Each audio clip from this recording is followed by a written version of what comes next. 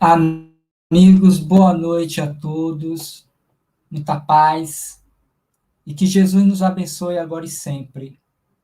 Inicialmente, queremos dar o nosso boa noite, o nosso abraço fraterno e virtual a todos os companheiros desta casa que sempre nos acolhe amorosamente, que é o Deus, luz e verdade, e que aqui se encontra hoje conosco para nos presentear com esse tema que é Bem-aventurados os puros de coração, que foi extraído do Evangelho segundo o Espiritismo, no capítulo 8º.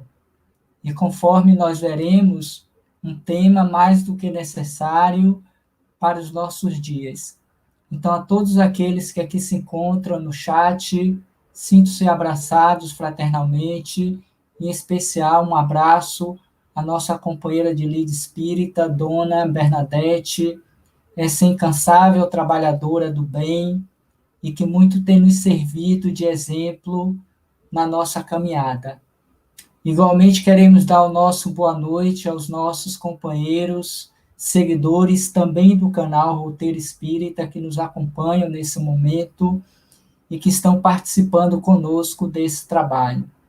Igualmente, sintam-se abraçados virtualmente por mim e por todos nós que fazemos parte dessa equipe do Roteiro Espírita.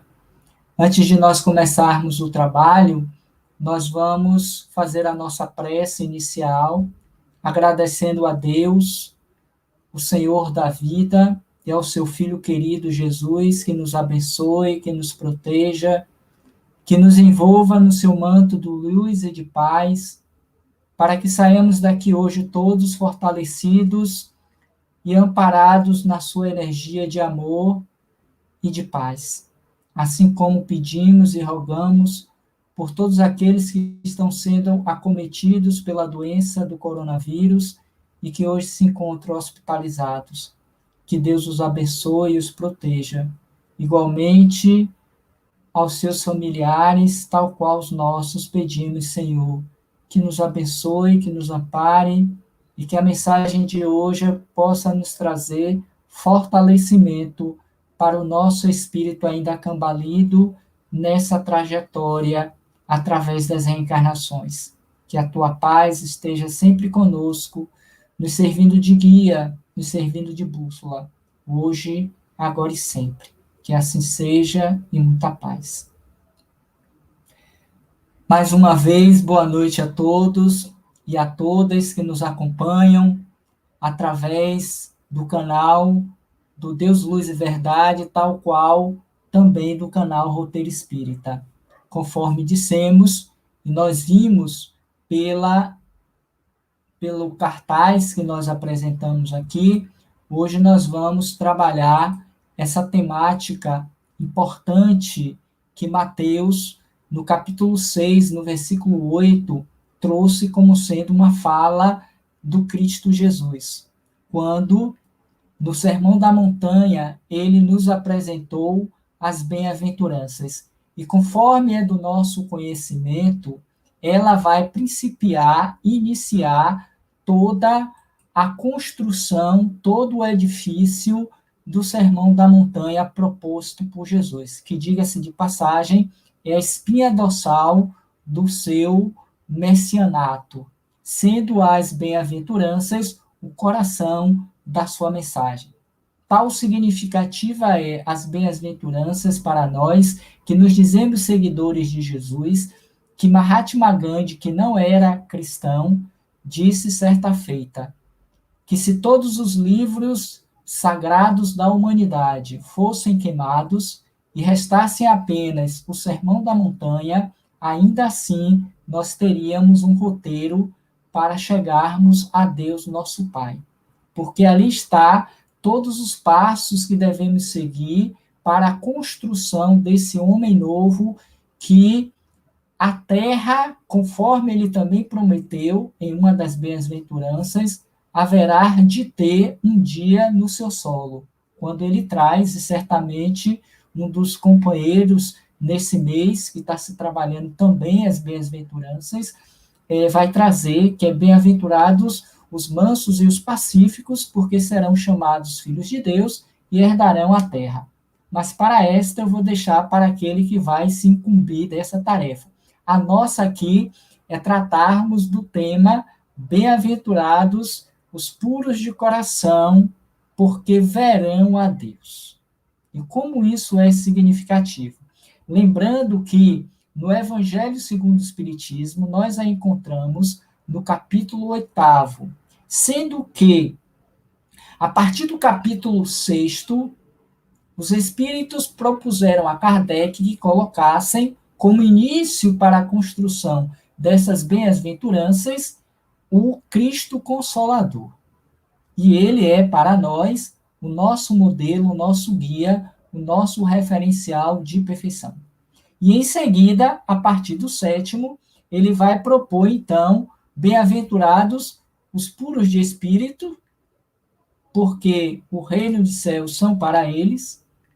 Ele também vai falar, no 8º, dos bem-aventurados os puros de coração, porque verão a Deus, que é a nossa temática, e igualmente vai discorrer sobre as outras bem-aventuranças, que são em número de 7. Os brandos e pacíficos, os misericordiosos e aqueles outros que não se encontram no Evangelho, mas que fazem parte dessa estrutura das bem-aventuranças propostas por Jesus.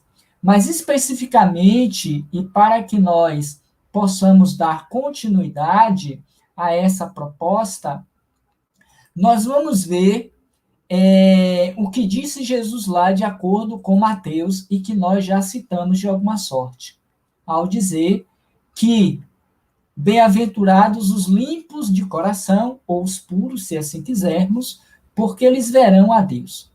Lembrando que a nossa destinação, o caminho que nós estamos fazendo através das reencarnações, não é outra que não seja para a construção dessa possibilidade perceptiva de ver Deus, que ora ainda estamos bem aquém desse ideal, porquanto nos encontramos ainda em um estágio bem primário da evolução, criados por ele, o nosso Pai, simples e ignorantes, mas fadados à perfeição, na condição crística, como estava Jesus, esse espírito que nós o conhecemos como tal, e que fez parte de toda a construção do planeta Terra, desde o principiar das primeiras moléculas, e ficou como sendo o governador planetário do planeta Terra, de todo esse sistema solar que nós conhecemos.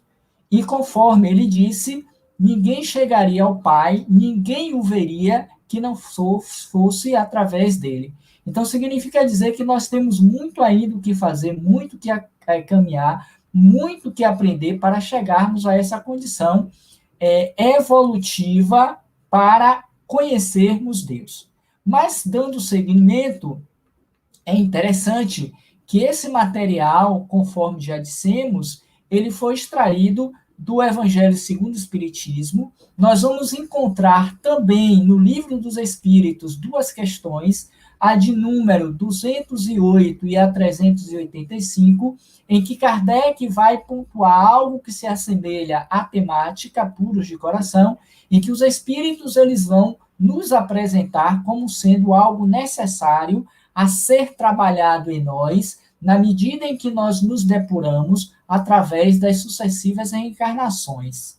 E esse material, há de se dizer, dando os créditos, ele foi retirado, porque estava lá publicado, na internet. Nós pegamos uma parte que vai nos servir apenas de pano de fundo para a gente trabalhar melhor essa temática que nós vamos encontrar toda ela no Evangelho segundo o Espiritismo, nesse capítulo 18, em que vai tratar de alguns temas interessantes que podem ser coadunados com o tema da noite de hoje.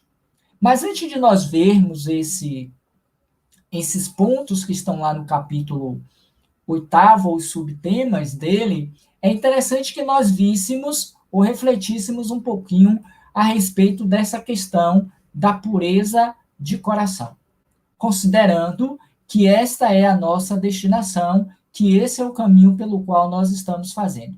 E nós poderíamos dizer, sinteticamente, de uma forma bem resumida, que nós temos essas variações, eu achei bem interessante esse gráfico, de níveis de pureza de coração, ou aqueles que estão nesse esforço, nesse movimento, de chegar a uma pureza verdadeira, pois que ainda não somos, porque são níveis de consciências diferenciadas, ou como diria a própria Joana de Ângeles, dentro da sua série psicológica, que também, por sua vez, trata desse tema, em uma perspectiva psicológica, naquele livro O Evangelho sob a Luz da Psicologia Profunda, além de toda a série evangélica do Espírito Amélia Rodrigues, que também trata dessa temática, nós vamos perceber que nós temos todo um material vasto, doutrinariamente falando, no qual os espíritos vêm nos apresentando essas reflexões e esses direcionamentos para que nós não nos perdêssemos no caminho através dos atalhos da vida. Porque, ora, nos encontramos em uma faixa etária evolutiva em que nós precisamos de nos definir para onde queremos chegar, aonde queremos chegar, qual o caminho que estamos fazendo nesse sentido. Então, voltando a esse gráfico que eu estou assim chamando, nós temos esses níveis diferenciados de consciência adormecida na perspectiva joanina.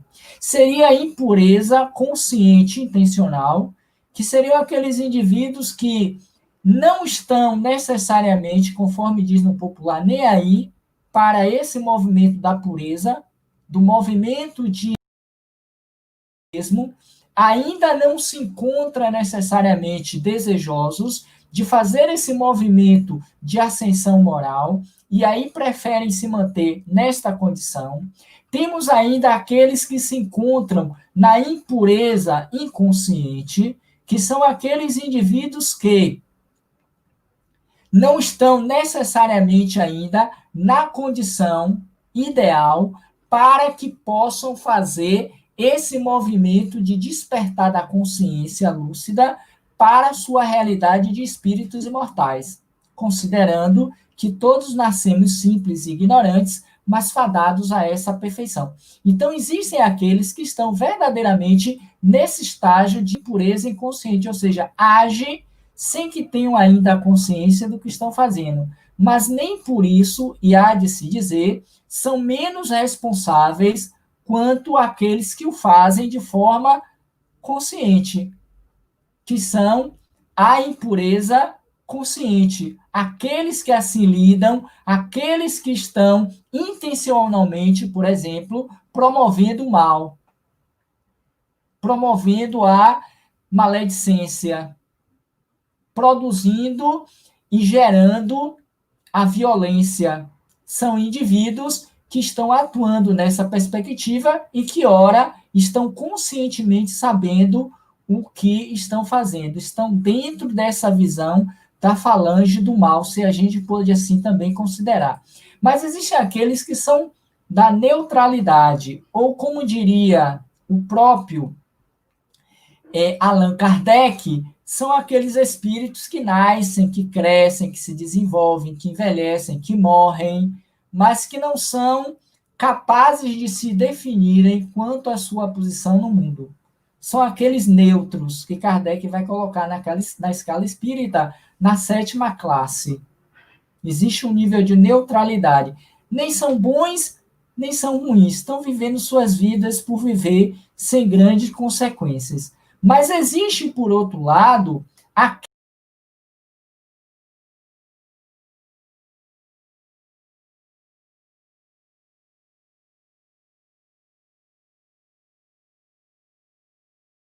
que somos a maioria de nós, que agimos nessa pureza aparente.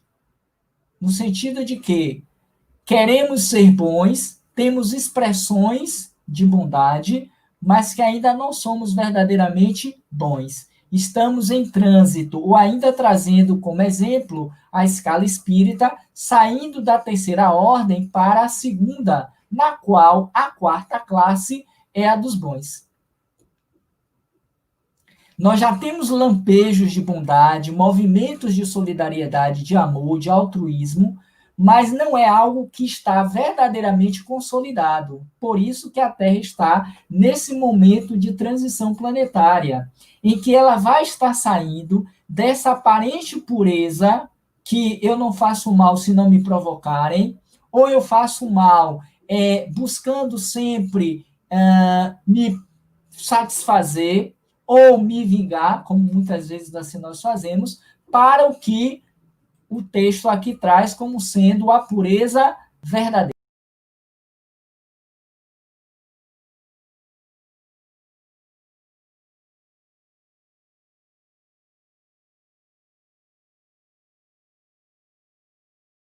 Nesta consciência essa consciência desperta quanto à questão da necessidade de trabalhar o bem. E esse é um momento, desde o advento do Cristo até hoje, que está nos concitando, nos chamando ao movimento dessa pureza de coração. Porque não podemos imaginar uma sociedade melhor enquanto estivermos carregando dentro de nós as impurezas que ainda nos limitam, que ainda nos atrasam, nos estacionam na nossa caminhada evolutiva, tal qual aqueles que o próprio Kardec coloca lá no Livro dos Espíritos, como sendo o egoísmo, o orgulho, a vaidade, a ambição e tudo quanto ainda promove o nosso processo de limitação moral e espiritual. Então, nós vamos ver que no Evangelho segundo o Espiritismo, nós vamos encontrar, no capítulo 8º, e aqui já citado, algumas considerações que são pertinentes a essa passagem, porque os Espíritos juntaram aquelas passagens também crísticas que estivessem uma relação mais direta com aquela bem-aventurança. Nesse particular, nós vamos encontrar, por exemplo, essas passagens que são bem pertinentes para a nossa reflexão de hoje. Por exemplo, deixem vir a mim as criancinhas, que é uma passagem muito conhecida de todos nós e comentada também no meio espírita, em que Jesus vai estar propondo que o reino dos céus são para aqueles que se assemelham às crianças, porque nessa fase da vida, o espírito verdadeiramente se apresenta com a pureza, porque ainda não tem a lembrança da sua história espiritual. Não é que nós, espíritos, sejamos puros, não é que a criança em si seja pura, é um espírito em um processo de aprendizado através das reencarnações. Isso é fato. Mas nesse momento da sua evolução encarnatória, encontra-se nesta condição de pureza. Por isso, disse Jesus, deixai vir a minhas criancinhas e não as impeçais, porque o reino dos céus são para aqueles que se assemelham. Ou seja, é nessa fase da vida, de acordo com os espíritos, que essas almas estão mais propícias a receberem os ensinamentos de Jesus. E esta é a tarefa principal de todo pai, de toda mãe, de todo educador que esteja nesse processo educativo dessas almas. Ok? Mas nós vamos também encontrar, nesse capítulo, o 8º, pecados por pensamento adultério, porque se eu tenho esse procedimento, significa dizer que o meu coração não está puro, porque eu ainda tenho esses lampejos de pecados pelo pensamento, pela maledicência, pelo pensamento de ódio, de raiva, que a gente às vezes não expressa, são aqueles aparentes puros, como vimos lá no quadro, tem uma aparência de pureza, mas acolhem dentro de si um nível de mal, de insatisfação, de dor, e com isso, quando surge a oportunidade, talvez nem façam, mas internamente se locompletam, se satisfazem pelo mal que ocorreu com aquele que nós gostaríamos também de nos vingar e não o fizemos. Mas seguindo ainda, tem a verdadeira pureza, mãos lavadas, que é aquela passagem em que os fariseus perguntam Por que eles não lavou a mão, Jesus? E Jesus vai considerar: o mal não é o que entra pela boca do homem, mas pelo que sai de dentro dele. Porque ainda hoje nós temos essa prática, esse comportamento de estarmos na observância do comportamento alheio. E isso é uma atitude maledicente. Isso é uma impureza do coração. Como é que nós podemos ser felizes ou adquirir essa bem-aventurança se dentro de mim existe sempre aquela postura do julgamento, da avaliação do outro? Por que o outro age assim? Por que o outro faz isso? Por que o outro dorme com quem? A gente fica como que espiões olhando a vida alheia. Então, nessa passagem que é significativa e está aí dentro do material que vai ser apresentado, os fariseus perguntam: ele está comendo e não lavou as mãos. E antigamente tinha esse hábito, né? Como ainda hoje, mas não tão presente, que assim, menino, vai lavar a mão, a gente vai ensinar muito essa criança, mas nem sempre a gente o faz. Talvez tenha essa ligação com essa passagem. Mas a gente senta à mesa, lava a mão, passa sabonete, bota álcool gel e tudo mais que hoje o momento determina, mas chega na mesa, o que está o quê? Está fazendo maledicência, contando da vida alheia, está julgando, está apontando, está com raiva, está de cara feia. Tudo isso é o quê? Uma aparente pureza. Lavou as mãos, mas internamente está nesse estado de insatisfação, de dor e contribuindo para que o mal se sobreponha, porque nós já poderíamos ter passado dessa fase da nossa evolução. Temos ainda os escândalos, porque a aparente pureza certamente vai promover esse movimento de escândalos, e Jesus disse, está lá no Evangelho no capítulo 8, o escândalo é necessário, mas ai de quem traga o escândalo.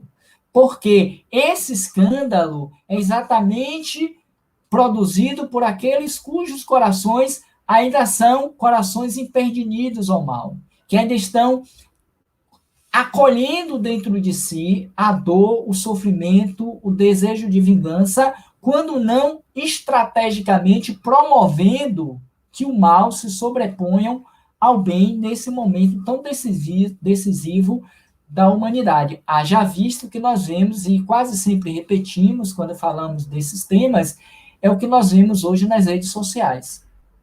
Quantos são aqueles que se dizem bons, que estão dentro da casa espírita, que dão passe, que faz uma bela oração, uma boa palestra, e que, no entanto, estão se comportando exatamente com esta atitude da impureza do coração consciente e produzindo escândalos. Quando curte, quando faz comentários insidiosos, quando fazem determinadas postagens, promovendo um escândalo virtual, como se isso não fosse ser contabilizado na própria consciência e em algum momento do seu processo vir a ser chamado a se ressarcir com a lei.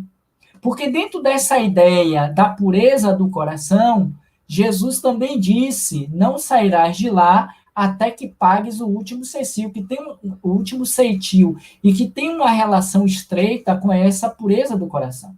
Eu não posso seguir adiante nessa nova fase da evolução na Terra se o meu coração estiver carregado ainda de nódulos, de impurezas, que eu ainda tenho débitos para com a lei. Então, é necessário que nós façamos esse movimento de reajuste com a lei aqui e agora, dentro das oportunidades que estamos tendo, para que a gente não seja mais tarde chamados a nos ressarcir com ela. E, por fim, e até para a gente seguir um pouco mais, os bem-aventurados os que têm os olhos fechados.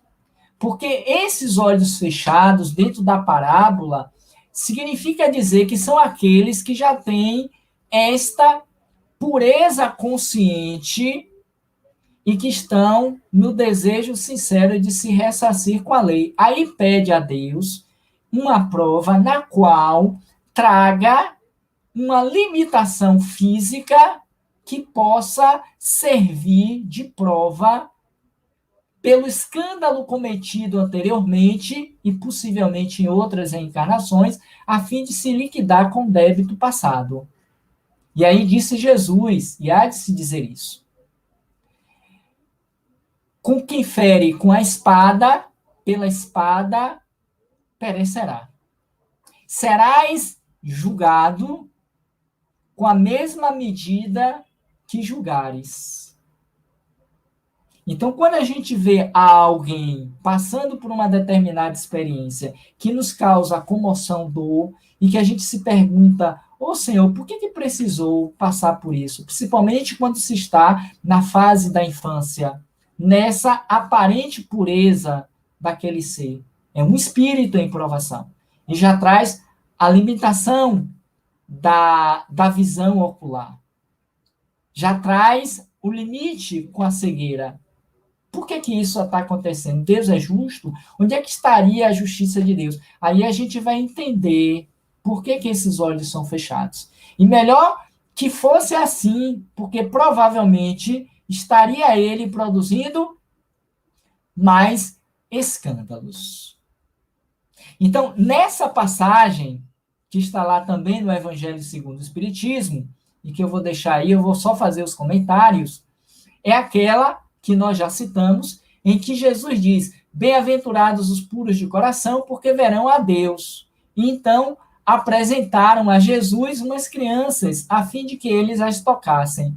E como seus discípulos repelissem com palavras rudes aqueles que as apresentavam, Jesus, vendo isso, repreendeu-os e lhes disse: deixai vir a mim as criancinhas e não as impeçais, pois o reino dos céus é para aqueles que se lhes assemelhem. Então, é importante que a gente compreenda o significado e a importância dessa passagem. E esse é um momento decisivo do ponto de vista da história, da evolução humana na Terra, em que esses espíritos estão chegando nessa condição, supostamente, alguns dizem, serem cristais, espíritos da nova era, essa nova geração. Se nós não as prepararmos para que cresçam dentro dessa perspectiva da pureza do coração, elas vão se enlamear no decorrer do processo. Porque observem Chico Xavier. Para que Chico Xavier pudesse cumprir a sua missão, foi preciso que ele tivesse uma autoridade, um mentor do porte de Emmanuel. Porque provavelmente, ou muito possivelmente, ele descambaria para as facilidades da vida.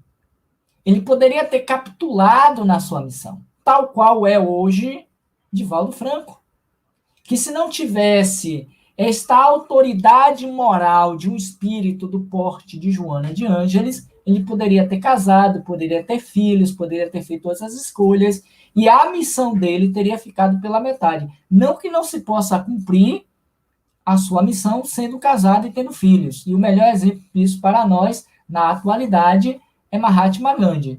É Dr. Bezerra de Menezes, pronto, não precisa nem dizer, não precisa nem ir na Índia. Bezerra de Menezes, no Rio de Janeiro, teve, salvo engano, 8 filhos, casou-se 2 vezes. E, no entanto, ele é o quê? O apóstolo do bem no Brasil. Mas são almas aquinhoadas desta pureza verdadeira. Apesar de todo o trabalho concernentemente feito pelos seus mentores.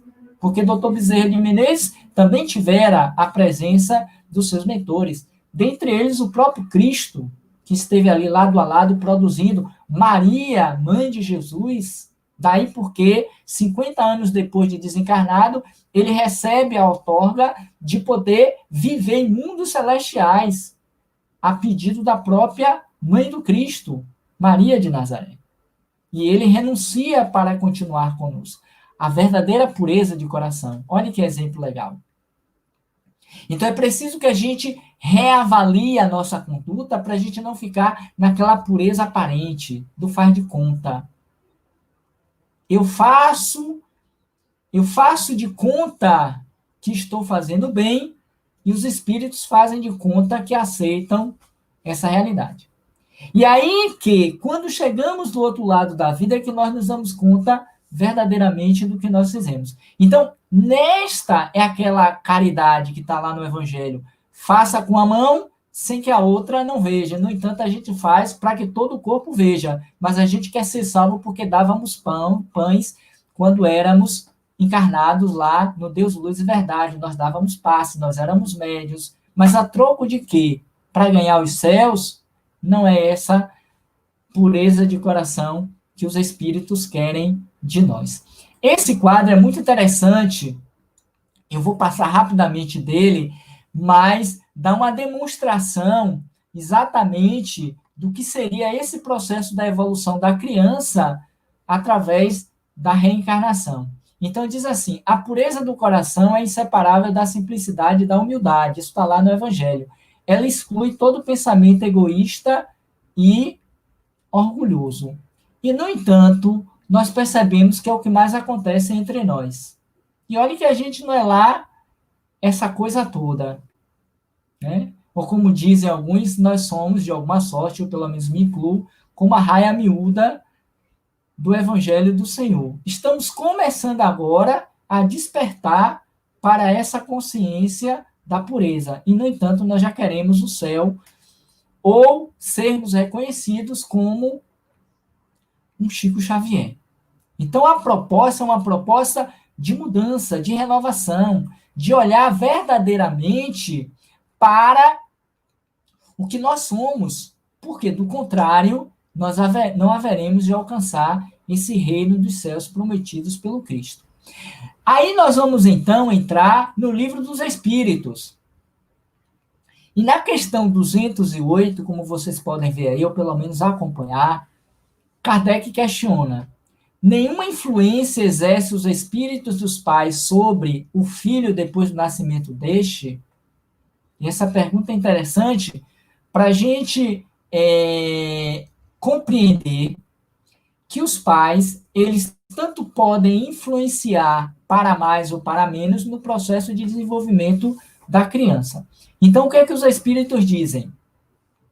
Eles dizem assim: ao contrário, bem grande de influência exercem. Conforme já dissemos, os espíritos têm que contribuir para o progresso uns dos outros. Pois bem, os espíritos dos pais têm por missão, anotem, os pais que estão aqui nas salas, seja do roteiro espírita, seja da dos Deus Luz e Verdade.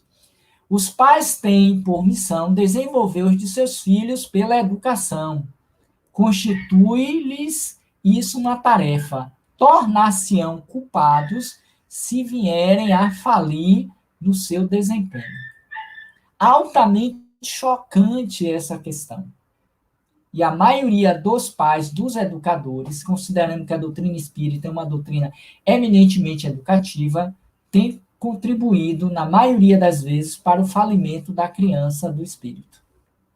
Porque deixa a revelia o processo de educação.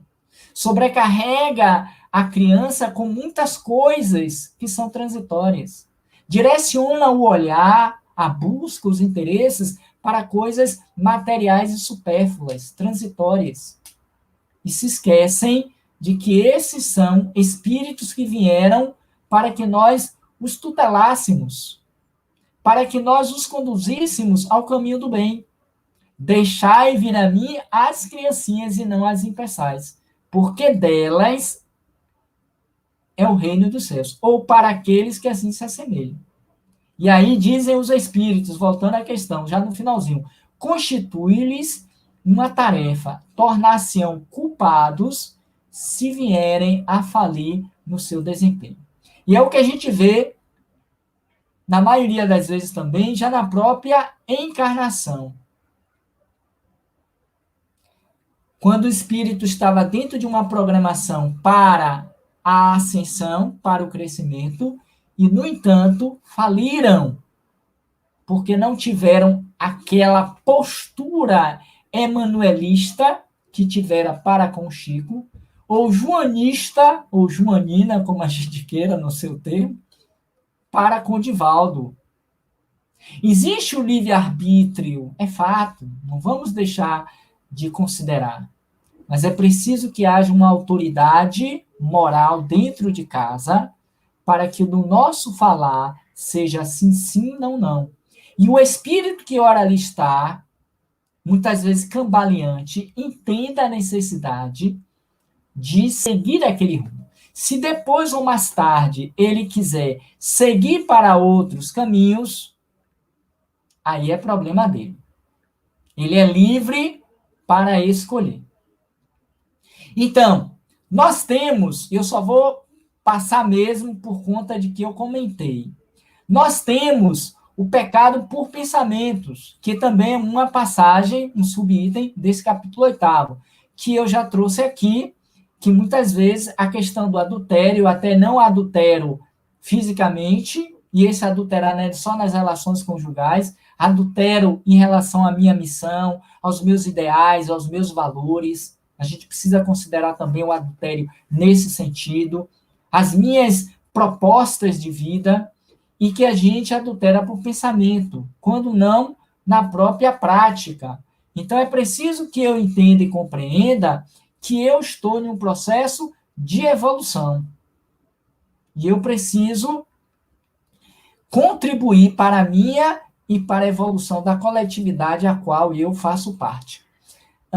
A verdadeira pureza, conforme também já citamos, naquela passagem em que Jesus vai se alimentar na casa daqueles homens, e eles ali estavam, e diz assim, Jesus não lavou a mão. Jesus vendo aquilo, observa e diz, o pecado não está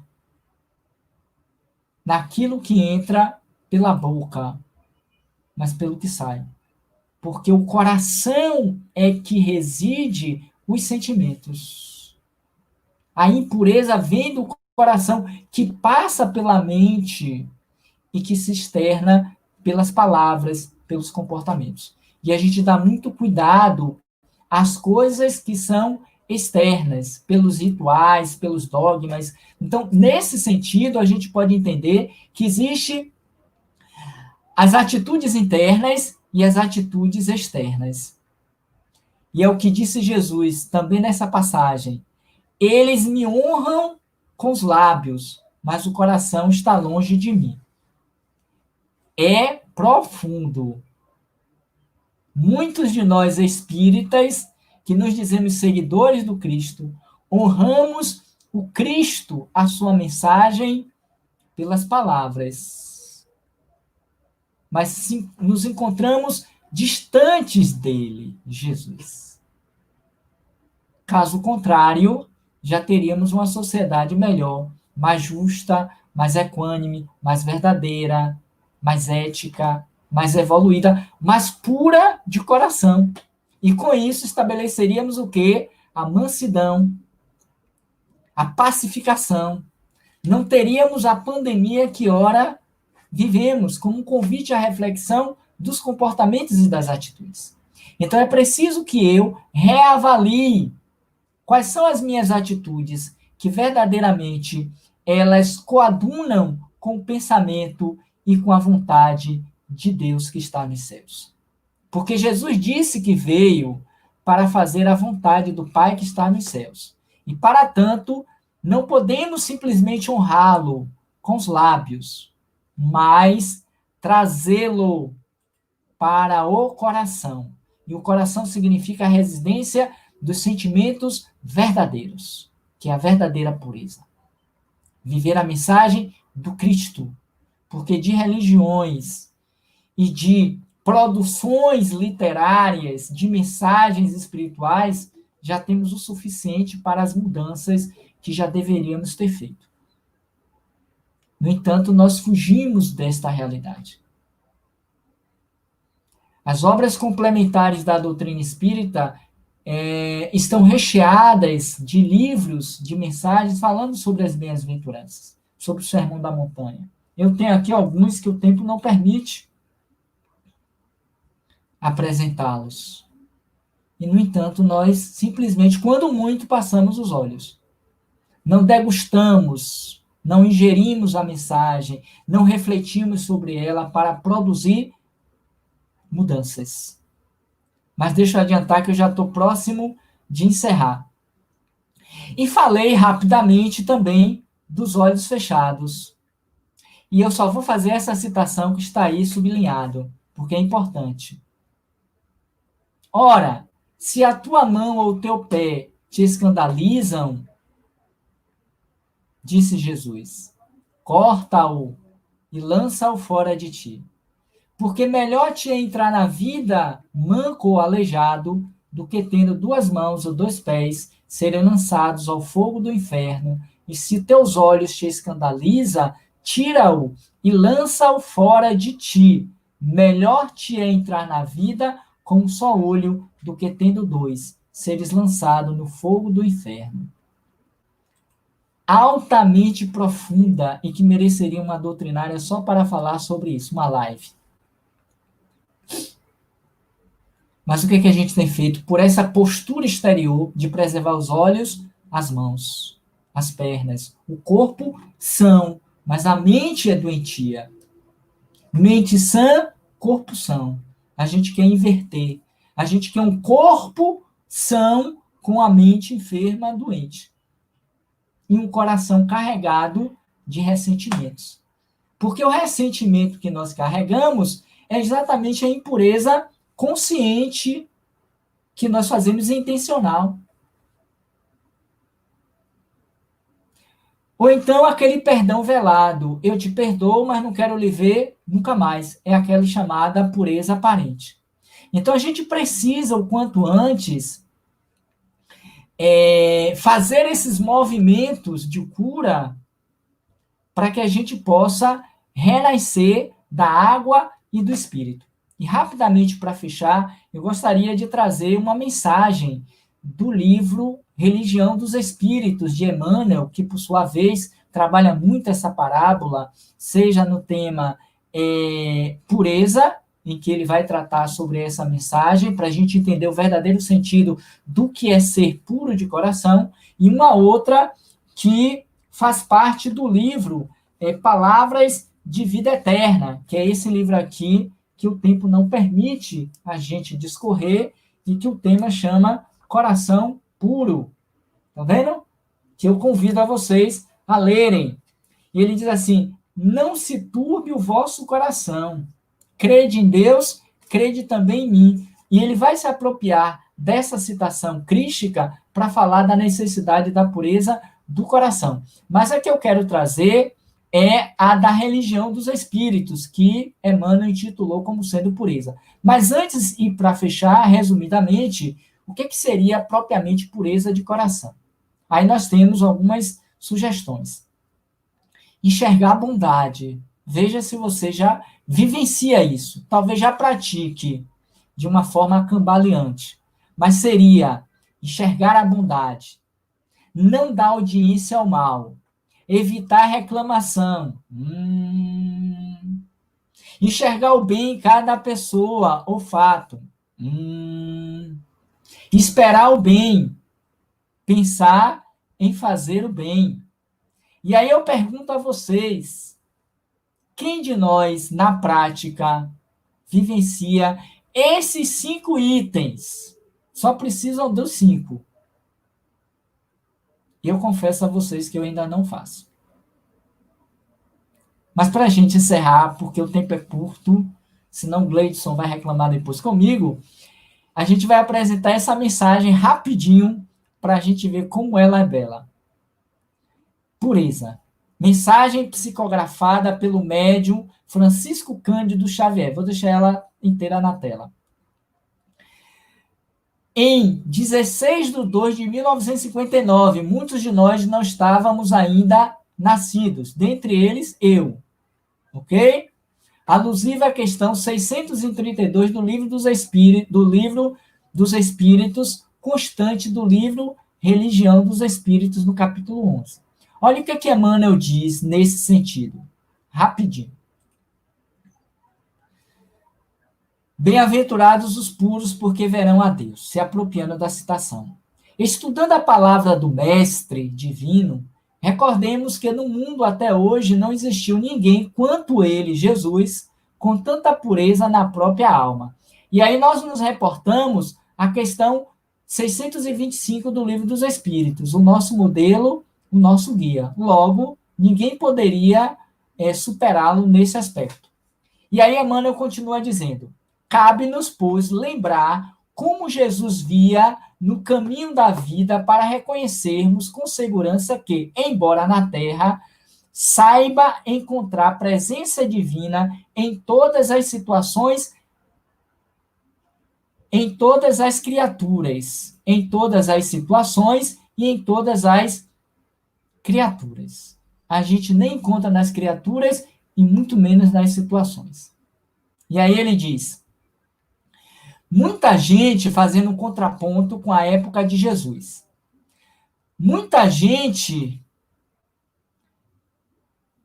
Para muita gente a manjedoura era lugar desprezível. Entretanto, ele via Deus na humildade com que a natureza lhe oferecia materno colo e transformou a estribaria num poema de excelso beleza. Primeira lição de Jesus foi a da humildade, da simplicidade. Seguindo, ele ainda vai dizer: para muita gente, Maria de Magdala era uma mulher sem qualquer valor, pela condição de obsidiada em que se mostrava na vida pública. No entanto, ele, Jesus, via Deus naquele coração feminino ralado de sofrimento e converteu-a em mensageira da celeste ressurreição, tal qual foi a ela que ele se apresentou, logo depois, 3 dias depois de desencarnado.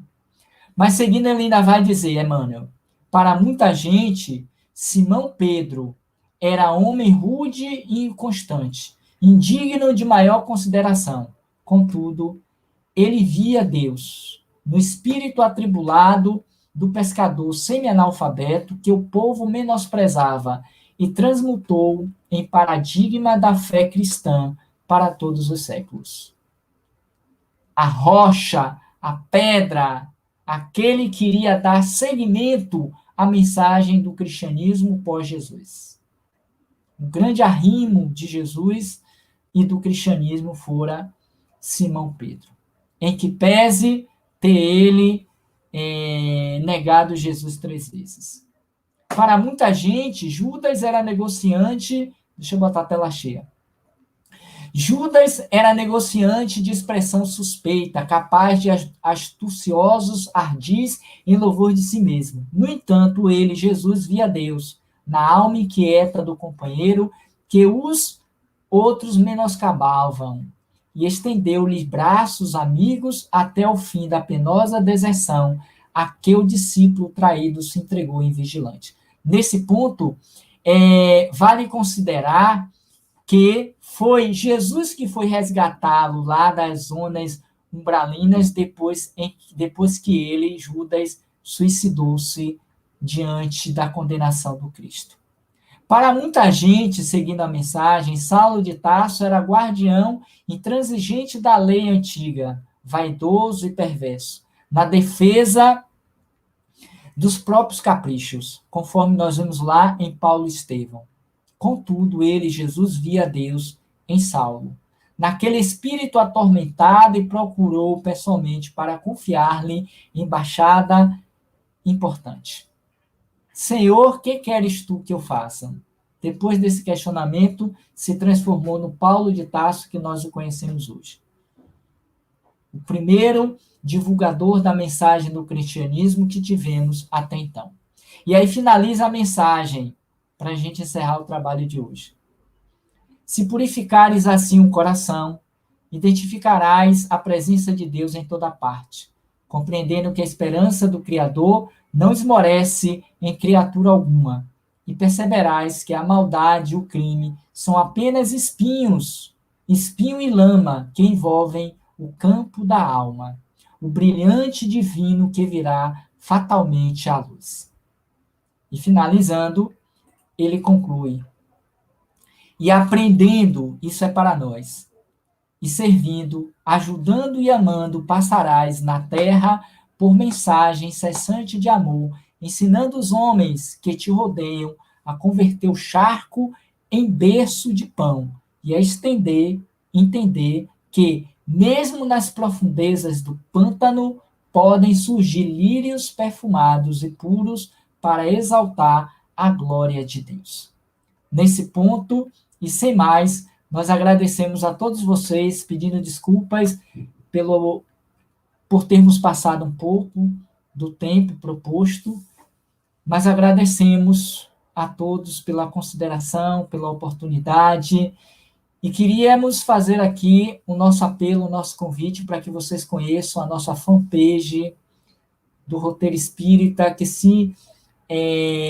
vocês nos sigam no nosso canal Roteiro Espírita, no YouTube, assim como nas nossas redes sociais, que estamos divulgando os nossos trabalhos, divulgando os trabalhos dos nossos companheiros, seja do Deus, Luz e Verdade, sejam outros de outras casas espíritas. Aí estão as nossas redes sociais que vocês podem participar conosco, nos ajudar para aumentar a nossa visibilidade, para aumentar o nosso acesso no canal.